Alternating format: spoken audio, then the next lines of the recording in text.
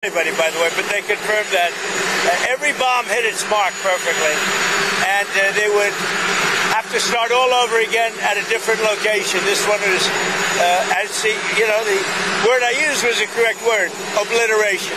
What will your message be on Gaza to Netanyahu? I think we're close to a deal on Gaza. We could have it this week. Democrats are claiming more federal cuts for the debts over in Texas. Yeah, go ahead.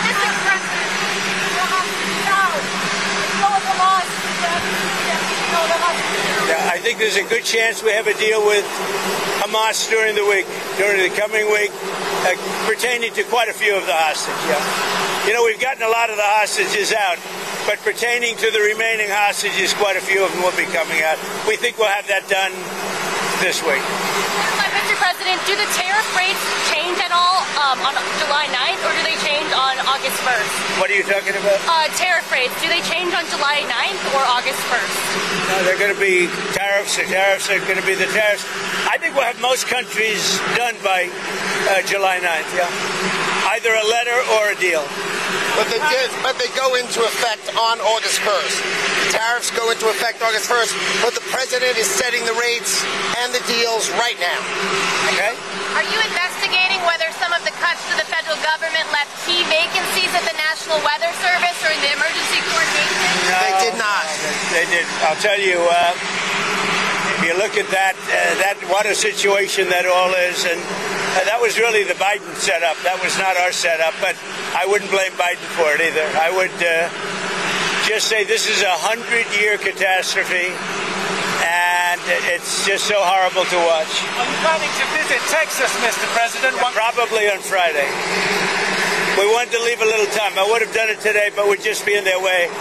Probably Friday. Mr. President, have you been briefed on the ship that was hit in the Red Sea? Do you know if the Houthis attacked that ship today? We'll give you a report sometime tonight or tomorrow. The D.C. City Council has not approved a new stadium for the Commanders. If they don't approve it, will you step in? Well, we see what happens. I've been looking at the deal, and, I don't blame them. It's a very important piece of property. It's a great piece of property, so we'll see. But if I can help them out, I will. Ultimately, we control that. The federal government ultimately controls it, so we'll see what happens. I saw the plans. I saw the stadium. The owner's very, very successful and a very good man. I know him a little bit.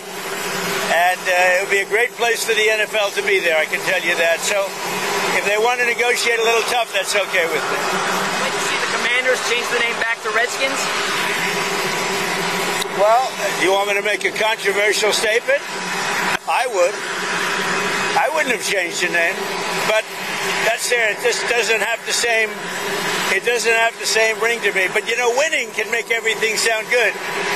So if they win, all of a sudden the Commander sounds good, but I wouldn't have changed the name. Say it? Why not help Ukraine the same way you helped Israel? I am helping Ukraine. I'm helping it a lot, and it's a war that should have never happened. It's a war that should have never started. If I were president, if the election weren't rigged, and it was rigged so badly, and that's come out. Read Miranda Devine in the New York Post today. The election was totally rigged, and if it weren't rigged, you wouldn't have a war with Russia right now, and you wouldn't have had inflation, and you wouldn't have had the horrible Afghanistan the way they left. Not that they left.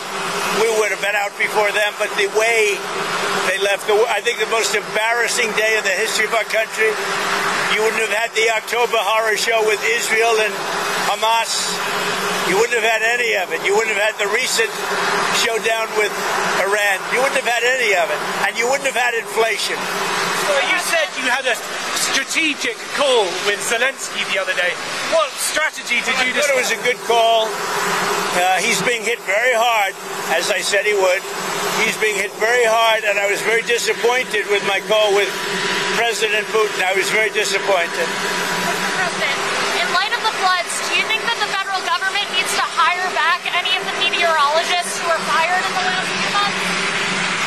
I wouldn't know that. I really wouldn't. I would think not. This was a thing that happened in seconds. Nobody expected it. Nobody saw it. Very talented people are there, and they didn't see it. it's, I guess they said once in 100 years they've never seen anything like this. So I wouldn't, I mean, people are trying to blame the school, they're trying to blame the camp, they're trying to blame, it's just a horrible thing. But no, I wouldn't say that, no. Secretary Ludnick, are you expecting any deals to be signed this week, and what countries are closest to that? Well, the president is right in the midst of discussing all sorts of deals with all sorts of countries, and the gentleman to my right is going to decide, and I'm going to be with him when he makes that decision. Thank you very much. Thank you, everybody. Thank you. अमरीकी सदर Donald Trump media से गुफ्तगू कर रहे थे। उन्होंने कहा कि खुदा टेक्सास की हिफाजत करे, टेक्सास में इमदादी कार्रवाइयाँ जारी हैं। उन्होंने कहा कि हमारे पास इस हफ्ते के दौरान हमास के साथ मुआहदा करने का अच्छा मौका है, कुछ यरगमाली बाहर आ सकते हैं। ईरान से मुस्तकिल मुआहदे के लिए नेतन्याहू से बात करूंगा। अमरीकी सदर की जानब से एलॉन मस्क का हवाला देते हुए कहा गया कि उनका तीसरी सियासी जमात बनाना मज़ायका खेज है। मुमकिन तौर पर जुमे को सैलाब से मुतासरा टेक्सास का दौरा भी करूंगा। अमरीकी सदर डोनाल्ड ट्रंप की जानिब से यह भी कहा गया। आगे बढ़ते हैं और अभी आपको ये खबर दें कि इसराइल ने यमन में हौसियों पर फ़िज़ाई हमला किया है। इसराइली वज़ीर दिफा का कहना है कि यमन में अल हुदैदा, अल सलीफ और रास ईसा पोर्ट पर हमला किया गया है। यमन में रास क़ुतब पावर प्लांट को भी निशाना बनाया गया है। ये खबर आपको दे रहे हैं, इसराइल की जानिब से यमन में हौसियों पर फ़िज़ाई हमला किया गया है। इसराइली वज़ीर दिफा की जानिब से बताया गया है कि यमन में अल हुदैदा, अल सलीफ और रास ईसा पोर्ट पर हमला किया गया है। यमन में रास क़ुतब पावर प्लांट को भी निशाना बनाया गया है।